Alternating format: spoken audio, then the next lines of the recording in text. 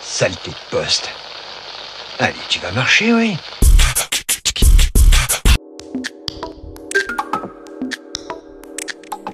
Comment parler de la franc-maçonnerie sans verser dans les marronniers des quotidiens nationaux? Société secrète, influente, affairiste ou communauté de réflexion visant à affirmer les valeurs de la République? Au-delà de cette question, c'est davantage la faible résonance et visibilité des travaux maçonniques dans l'espace public qui nous intéresse. La venue du grand maître du Grand Orient de France à Bergerac et sa rencontre permet d'esquisser un début de réponse. Bonsoir. Bonsoir. Nous sommes ici au Perroquet, puisqu'une conférence de presse va bientôt avoir lieu. On attend Daniel Keller, qui a été élu grand maître du Grand Orient de France en août 2013. Donc ça fait 4 mois qu'il tient cette fonction. Et vous-même, vous êtes conseiller de l'ordre au Grand Orient de France. Donc déjà, peut-être présenter ce qu'est un conseiller de l'ordre. Le conseiller de l'ordre, c'est un petit peu un des membres de l'exécutif du Grand Orient de France. Voilà. Donc nous sommes les accompagnants du président du Conseil de l'Ordre. Bien. La soirée qui est organisée, elle est organisée à l'initiative du Grand Orient de France. Est-ce qu'elle est organisée à l'initiative d'un atelier particulier? Oui, disons que tous les ans, à l'occasion du début du mois de décembre, pour les fêtes de la laïcité, chaque ville de Dordogne dans lesquelles il y a des loges maçonniques organise une journée de la laïcité. L'année dernière, c'était à Sarlat. Il y a 2 ans, c'était à Périgueux. Et cette année, c'est à Bergerac. Donc, ce sont les loges de Bergerac qui ont pris en charge l'organisation de cette soirée. Bien, lundi, c'était le 9 décembre, donc date d'anniversaire. Nous étions à Saint-Pierre-d'Hérault pour l'inauguration d'un jardin de la laïcité avec le maire Albert Ramex. Et le sénateur présent a donné une définition a essayé de donner une définition de la laïcité, de l'importance des valeurs qui se rattachaient à la laïcité. Il n'est pas toujours évident de définir ce mot laïcité. Est-ce que vous pourriez en donner une définition? Je pense que c'est l'un des objectifs que s'est fixé le grand maître ce soir, c'est-à-dire en essayant de voir de quelle manière la laïcité est une notion qui a du sens au XXIe siècle, puisque l'idée, c'est quand même celle-là. Cela dit, si on veut rester beaucoup plus simple, il n'y a qu'à voir ce qui se passe en République centrafricaine aujourd'hui pour comprendre que le mot laïcité a beaucoup de sens encore et est très actuel. D'accord, donc en République centrafricaine, mais en France, on entend dire par certains mouvements que la laïcité est en danger. Quels seraient les dangers qui menaceraient ce principe républicain ? Dès lors qu'il y a atteinte à la liberté d'expression, la laïcité est en danger, c'est évident. Oui. On pense également à la montée de l'extrême droite. Est-ce que vous pensez que cette laïcité, qui est parfois récupérée par l'extrême droite pour des raisons qui sont sans doute pas celles que partage le Grand Orient de France, est-ce que vous pensez que ce mélange des genres peut brouiller le message laïque? Je pense qu'a priori, à propos de l'extrême droite, une laïcité qui exclut une partie de la population, pour moi, n'est pas une conception de la laïcité à laquelle je souscris. Bien, on va en revenir à la maçonnerie bergeracoise. Vous l'estimez à combien de participants, de membres? Ça dépend, parce qu'il y a beaucoup d'obédiences qui sont présentes sur Bergerac. Donc il faudrait additionner toutes les obédiences. Si on additionne toutes les obédiences, je ne sais pas, on doit arriver aux alentours de 200 personnes à peu près, je pense. D'accord. 250. D'accord. Donc 200-250 bergeracois ou du territoire bergeracois qui sont engagés dans ce mouvement associatif. Quels sont les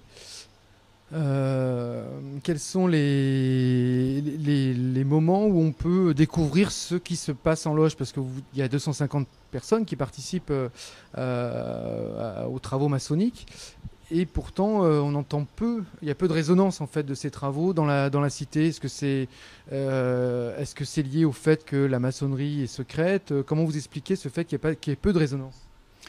C'est très simple. Je veux dire, il y a eu cette année une journée du patrimoine au cours de laquelle tout le monde a pu venir voir comment se vivait cette maçonnerie. D'ailleurs, je crois que le grand maître vient d'arriver.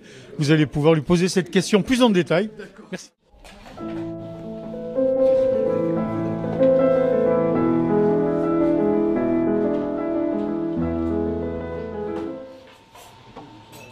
Est-ce que vous pouvez nous donner une définition de la laïcité dans le cadre de cette soirée que vous allez mener à Bergerac?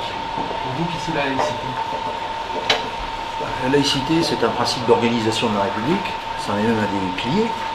Donc je serai amené à rappeler un peu ce qui fait la caractéristique de la société française autour de ce principe d'organisation, parce que c'est une valeur clé de la République. Alors, ça permettra peut-être de lever certaines ambiguïtés et en tout cas certains faux débats qui ont un peu pollué les esprits depuis un certain nombre d'années, depuis le début des années 2000 en fait, où l'on a parlé de façon à mon avis indue et trompeuse de laïcité ouverte, de laïcité plurielle, de laïcité stricte. Je crois que ça participe d'un contresens qui, bon, bien évidemment, n'est pas non plus un contresens innocent, parce que tous ces qualificatifs avaient pour vocation de grimer un peu la laïcité en fonction d'intentions politiques, en fonction peut-être d'analyse un peu rapide du contexte sociologique de la France d'aujourd'hui. Voilà, donc on va essayer de parler de tout ça de manière pédagogique pour faire comprendre que la laïcité n'est pas un repoussoir, mais qu'au contraire c'est une magnifique espérance. Pourquoi a-t-on besoin de parler de la laïcité en ce moment ? On a besoin de parler de la laïcité parce que je crois qu'au départ, il y a de façon peut-être sous-jacente dans un premier temps, mais assez manifeste aujourd'hui, une volonté de remettre en cause cet acquis de la République. Voilà. Alors pas de manière frontale, mais je pense qu'on est effectivement confronté à un risque de remise en cause de ces règles d'organisation de notre société. Et bon, la crise des valeurs de la République à laquelle on assiste aujourd'hui en est pour moi le vrai témoignage.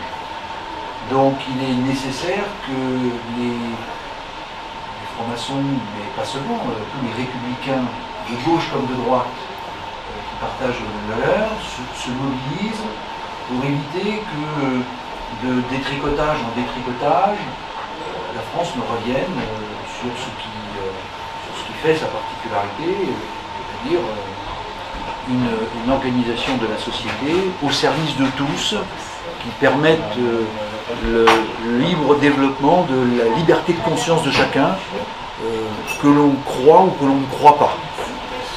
Et je crois que ceci mérite effectivement une vraie mobilisation citoyenne dans les mois et les années à venir. On a un rôle, les francs-maçons ont pour mission de ramener des idées dans le débat public, à un moment où on manque cruellement d'idées. Donc on doit être les pourvoyeurs d'idées que nous avons toujours été et que l'on doit aussi redevenir. Et puis il faut également comment dire, qu'on soit en mesure de rappeler à ceux qui nous gouvernent, quels qu'ils soient, en l'occurrence aux gouvernants du moment, de faire preuve de la volonté, de la fermeté nécessaire pour que les règles laïques soient effectivement appliquées, respectées. J'ai l'habitude de dire que la laïcité, elle ne doit être ni haineuse ni honteuse.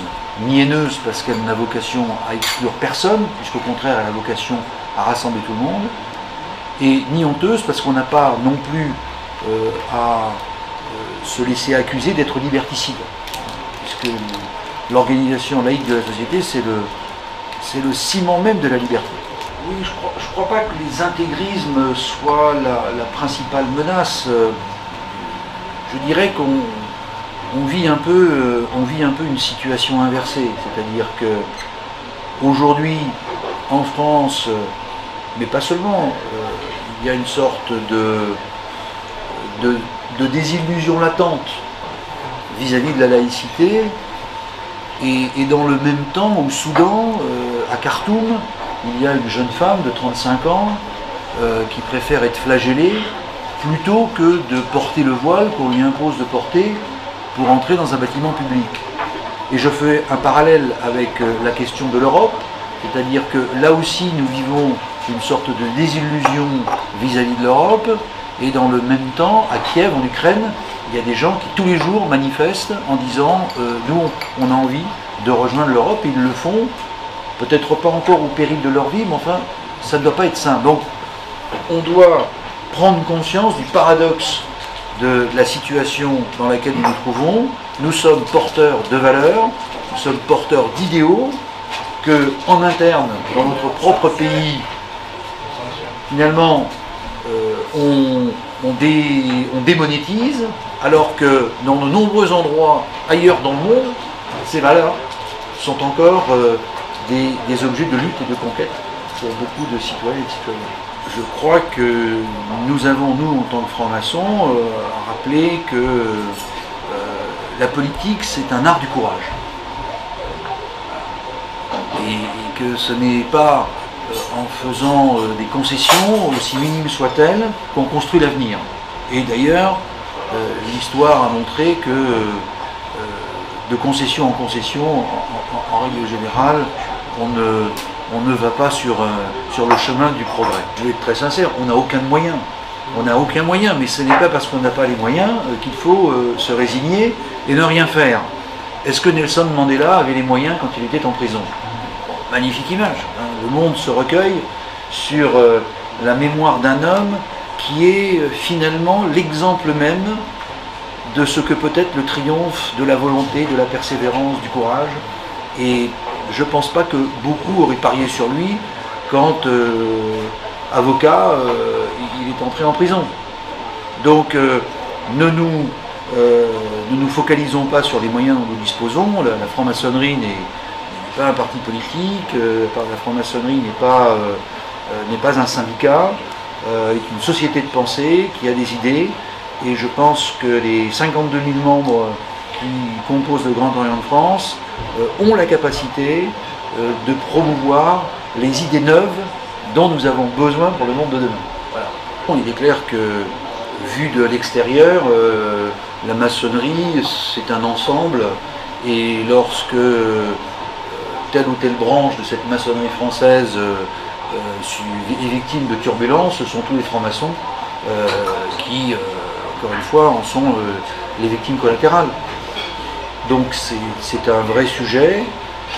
Je ne pense pas, des premiers contacts que j'ai pu avoir avec les homologues des autres obédiences, je ne pense pas que le rassemblement et l'union soient un objectif inaccessible. Il faut un peu d'intelligence, un peu de bonne volonté, un peu d'esprit maçonnique, et on devrait y arriver. Mais je ne pense pas que la laïcité ait pour objectif de désigner des boucs émissaires. Donc, et je pense qu'au contraire, c'est la seule façon de rassembler une société constituée de groupes beaucoup plus divers aujourd'hui qu'ils ne l'étaient il y a 50 ans, par exemple des différences culturelles, religieuses, ethniques, etc. Donc au contraire, plus la société est hétérogène, plus on a besoin de laïcité. Ça me paraît le bon sens. Sur la question du port du voile, il y a des lois, il suffit de les appliquer. Et je crois qu'elles sont, ce sont des lois, ce qui concerne le port du voile dans l'espace public, auquel vous faites référence. Cette loi, elle a deux versants, c'est-à-dire qu'elle a à la fois la volonté de préserver l'ordre public, mais elle a aussi, de façon sous-jacente, la volonté de rappeler que voilà, on doit s'inquiéter toutes les fois que le port du voile est la manifestation d'une violence faite aux femmes, même si c'est une violence symbolique, même si c'est une violence, encore une fois, oui, j'ai dit symbolique, parce que il ne s'agit pas de désigner telle ou telle personne comme un bouc émissaire, il ne s'agit pas, encore une fois, de désigner une religion plutôt qu'une autre. Mais en même temps, je crois que cette loi a le mérite de rappeler quelles sont les valeurs qui sous-tendent la conception de la vie sociale de la République française. La loi de 2004, elle rappelle une règle qui nous paraît importante, qui est celle selon laquelle il doit y avoir des espaces de neutralité confessionnelle. Et l'école en est un. Les insignes maçonniques, il n'y a pas d'insignes maçonniques à l'école, je veux dire, les enfants, il n'y a pas d'enfants francs-maçons. Quand on entre en maçonnerie, en général, il faut d'abord être majeur. Donc vous n'allez pas trouver un enfant de 10 ans qui porte des insignes maçonniques à l'école. Les cours de géométrie. Bon. En revanche, vous avez des enfants de 10 ans qui vont au catéchisme, vous avez des enfants de 10 ans qui suivent un parcours religieux, confessionnel, dans d'autres religions que le catholicisme. Mais en maçonnerie, jusqu'à maintenant, que je sache, il faut déjà être majeur. Donc je vois pas tellement le rapport. Après la loi de 1905, encore une fois, ce qui m'inquiète, c'est la façon que l'on a de l'égratigner en permanence. Parce que c'est une loi qui est passée à la postérité pour ses 2 premiers articles. Peu de personnes ont lu la loi de 1905 dans sa globalité, mais ce sont ces 2 premiers articles qui sont quand même des articles fondamentaux. Donc il n'y a pas à revenir sur ces articles-là, mais il y a au contraire à les consolider par rapport à des situations concrètes qui sont toujours différentes. Par exemple, la question du financement des lieux de culte. 1905 dit que voilà, l'État ne salarie, ne reconnaît, ne subventionne aucun culte. Il faut se poser la question de savoir s'il est légitime en France que les collectivités publiques, les collectivités locales financent des lieux de culte, qu'il s'agisse du financement de la construction de ces lieux de culte, même s'il y a des dispositifs législatifs qui sont intervenus entre-temps qui les autorisent, ou qu'il s'agisse du financement d'activités culturelles opportunément rebaptisées activités culturelles. Donc c'est là la vraie question. Donc je crois que la loi de 1905 elle doit être en permanence remise en situation et défendue au regard de ces situations nouvelles qui n'existaient pas forcément en 1905 quand elle a été pensée. Alors même si effectivement la solution imaginable à cela, c'était le service public unifié de 1984. On a vu en même temps, à ce moment-là, que 2 France était sur le point de se poser. Ça a fait l'objet de très grandes manifestations. Donc, c'est un sujet qui n'a pas été remis sur la table depuis 30 ans. On a parfois l'impression qu'il y a un communautarisme inversé, c'est-à-dire qu'on a l'impression que la franc-maçonnerie c'est aussi une forme de communautarisme. Je vais m'expliquer tout de suite. Par le fait que vous êtes 52 000 membres, tout à l'heure on a su qu'à Bergerac, il y a à peu près, que je ne dise pas de bêtises, 200 membres. Et pourtant, on vous voit peu dans l'espace public. Donc en fait, ça ne fait que renforcer cette idée d'entre-soi, de société, on va dire communautaire, excusez-moi, voire communautariste, que pourtant vous combattez. Alors, il y a un point sur lequel je vous rejoindrai, on doit travailler à mieux diffuser nos travaux et nos idées, et je pense qu'on a un gros travail en interne à faire pour être plus efficace. Le Grand Orient de France n'est pas une association sans défaut, sinon ça se saurait. Donc je crois qu'il y a un vrai travail à faire entre nous pour permettre justement aux contributions qui viennent des loges d'être mieux connues et d'alimenter ce débat d'idées dont nous voulons être porteurs. Donc ça, c'est un travail que nous avons à faire parce que ça n'est pas, si tel n'est pas le cas aujourd'hui, ça n'est pas par une volonté de secret. C'est un syndrome d'inefficacité, à mon sens. Hein. Je prends souvent cette image, c'est 1200 loges, c'est complexe à gérer, hein, 1200 loges, vous imaginez, 1200 associations, mais c'est un peu le syndrome de l'équipe de France de football. C'est-à-dire c'est 1200 brillantes individualités, et après, il faut réussir à en faire une équipe homogène. Et donc, c'est là la difficulté. Donc ça, c'est un vrai travail qu'on a à faire. Après, société secrète, vous dites, on n'a rien de secret. L'Orient de France organise des conférences publiques, ce soir à Bergerac, J'étais à l'école de commerce de Pau vendredi, j'étais à Lille jeudi soir. Lors des journées du patrimoine, vous pouvez visiter les temples maçonniques. Si vous voulez tout savoir sur la franc-maçonnerie, vous venez au 14 de la rue Cadet, il y a une librairie, vous pouvez lire tout ce que vous voulez sur la maçonnerie, vous en saurez autant que tous les francs-maçons de la terre entière. Donc tout est à disposition. Il n'y a qu'une seule chose. Sauf les milliers de planches qui existent. Il y a cela, c'est quand même dommage parce que c'est quand même l'essence. Il y a ce travail, mais j'ai répondu. Après, il y a une chose que vous ne pourrez pas effectivement découvrir ou connaître, c'est le vécu que l'on a dans une loge. Mais ça, c'est pas une question de secret. Et je prends souvent cette comparaison, excusez-moi, mais c'est comme une belle histoire d'amour. Ça se raconte pas, ça se vit. La maçonnerie, c'est la même chose. C'est une vraie histoire d'amour. Ça se vit, ça se raconte pas. Je ne peux pas vous raconter ce que je vis dans ma loge depuis 17 ans. Et comment ça s'est passé, le processus initiatique, voilà. Et ça, c'est le symptôme d'une société initiatique.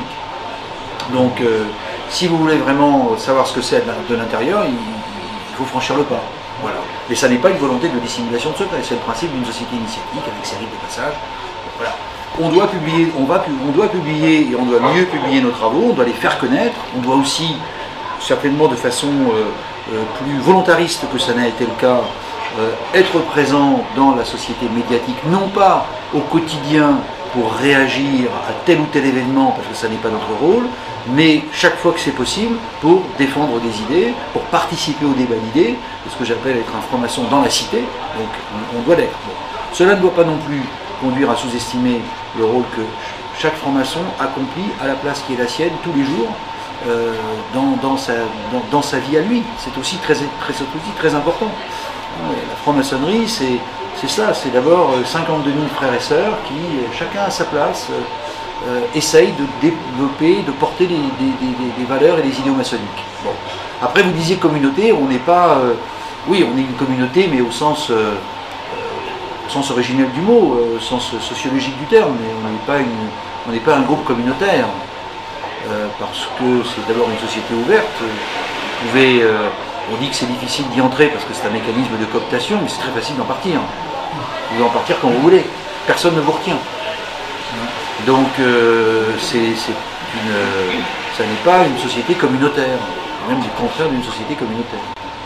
Le bilan qu'on tire, c'est qu'aujourd'hui, nous progressons d'un millier de membres chaque année, ce qui est beaucoup, hein, en solde net. Entre les plus et les moins, ça fait plus 1000. Et 600 à 700 nouveaux entrants sont des femmes. Donc je crois que le Grand Orient de France s'enrichit de cette arrivée des femmes dans l'obédience. Après, chaque loge est souveraine. Il y a des loges qui sont très heureuses d'initier les femmes, il y en a d'autres qui préfèrent continuer à ne travailler qu'entre hommes. C'est leur choix. Vous savez, la règle du Grand Orient de France, c'est que chaque loge est souveraine. C'est une organisation dans ses racines un peu libertaire. Donc chacun est maître chez soi. Voilà, je pense qu'on a dépassé le temps du débat, qui a été parfois un peu houleux, mais bon, ça fait partie de l'histoire de l'obédience. Et maintenant, je crois que c'est une évolution qui est devenue tout à fait naturelle. Je me permets d'ajouter une chose pour la Dordogne. La moitié des loges quasiment ont basculé dans la mixité, ce qui est un ton largement en avance par rapport à la moyenne nationale. C'est dire si la Dordogne est progressive. Vive la Dordogne! Contrairement à ce qu'on pourrait croire. Dans 15 ans, il y aura peut-être un grand maître qui sera une femme. Non, je dis dans 15 ans parce que moi j'ai la chance de devenir grand maître après 17 ans de franc-maçonnerie. Donc voilà, il y a quand même un temps d'incubation, quoi. Alors, c'est un mandat annuel, puisque le Conseil de l'Ordre, c'est-à-dire le Conseil d'administration de l'association de Loin 1901 qui est le Grand Orient de France, ce conseil réélit son grand maître chaque année. Mais il est vrai que j'ai la chance, dans un mandat de 3 ans de conseiller de l'Ordre, d'avoir été élu dès ma première année grand maître. Donc, j'ai l'opportunité de pouvoir rester 3 ans en place. On verra. Voilà. Question vulgaire, aussi rémunérée? La fonction non, c'est une fonction entièrement bénévole. Aucune rémunération. Merci à vous.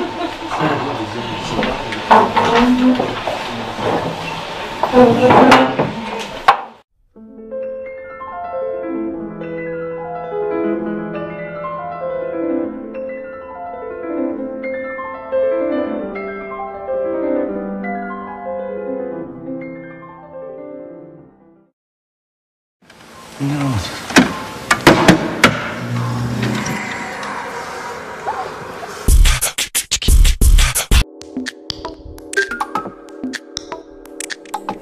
À Bergerac et sa rencontre permet d'esquisser un début de réponse. Bonsoir. Bonsoir. Nous sommes ici au Perroquet puisqu'une conférence de presse va bientôt avoir lieu. On attend Daniel Keller qui a été élu grand maître du Grand Orient de France en août 2013. Donc ça fait 4 mois qu'il tient cette fonction. Et vous-même, vous êtes conseiller de l'ordre au Grand Orient de France. Donc déjà, peut-être présenter ce qu'est un conseiller de l'ordre. Le conseiller de l'ordre, c'est un petit peu un des membres de l'exécutif du Grand Orient de France. Voilà. Donc nous sommes les accompagnants du président du Conseil de l'ordre. Décembre, donc date d'anniversaire, nous étions à Saint-Pierre-d'Hérault pour l'inauguration d'un jardin de la laïcité avec le maire Albert Ramex. Et le sénateur présent a donné une définition a essayé de donner une définition de la laïcité, de l'importance des valeurs qui se rattachaient à la laïcité. Il n'est pas toujours évident de définir ce mot laïcité. Est-ce que vous pourriez en donner une définition ? Je pense que c'est l'un des objectifs que s'est fixé le grand maître ce soir, c'est-à-dire en essayant de voir de quelle manière la laïcité est une notion qui a du sens au XXI. Saleté de poste. Allez, tu vas marcher, oui.